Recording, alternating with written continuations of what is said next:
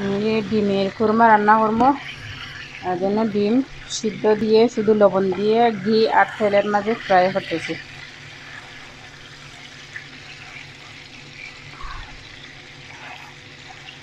এখানে 20টা না 25টা ডিম।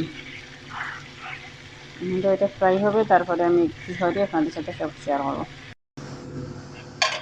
ডিমের কুরমা রান্না করবো, তো ওই জন্য তেজপাতা, গোলমরিচ, তেল, ঘি, দালচিনি, এলাচি এগুলো দিচ্ছি।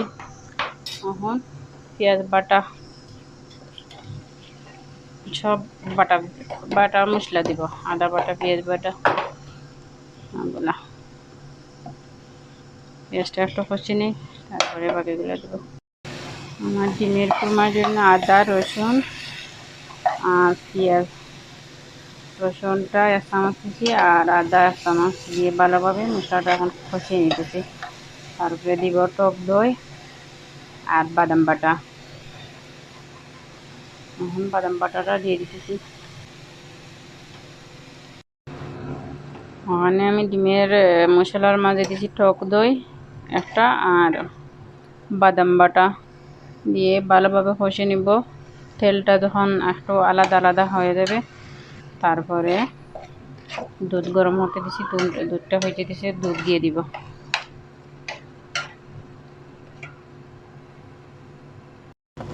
ডিমের কুরমাটা কেমন হয়েছে দেখেন, দেখেন পেঁয়াজ, আদা, রসুন কষিয়ে নিচ্ছি, তারপরে বাদাম দিছি 1 বাটি, বড় চামচে 4 চামচ, আর টক দই একটা 75 গ্রাম দিয়ে ভালোভাবে কষিয়ে নিচ্ছি। এখন দিব ওইটার মাঝে লিকুইড দুধ, গরম দুধ গরম।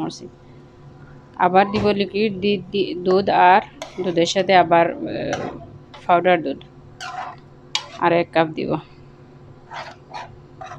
এটা একটু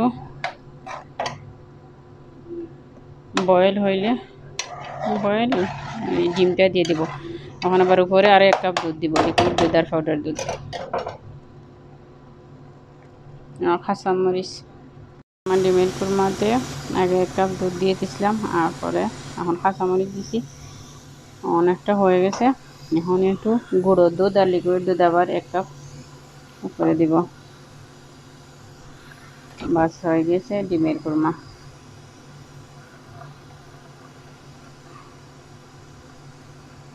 শুধু এখন পেঁয়াজের বেরেস্তা দিব, কেওড়া জল তাহলে দেওয়া যায়, আর একটা কিটা ওগুলো দিলে আমার কাছে গোলাপ জল, আমার কাছে ফ্লেভারটা ভালো লাগে না, এই জন্য আমি দেই নাই।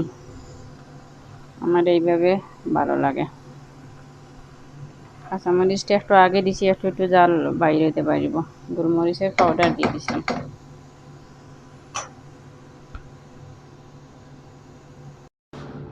আমার ডিমের কুরমাটা হয়ে গেছে, এখন শুধু ওইটার উপরে পেঁয়াজ বেরেস্তা দিব। দেখুন খুব সুন্দর হয়েছে একদম।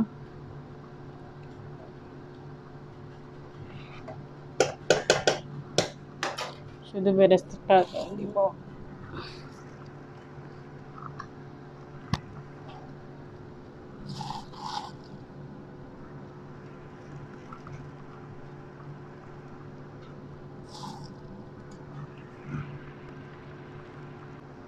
হয়ে গেছে।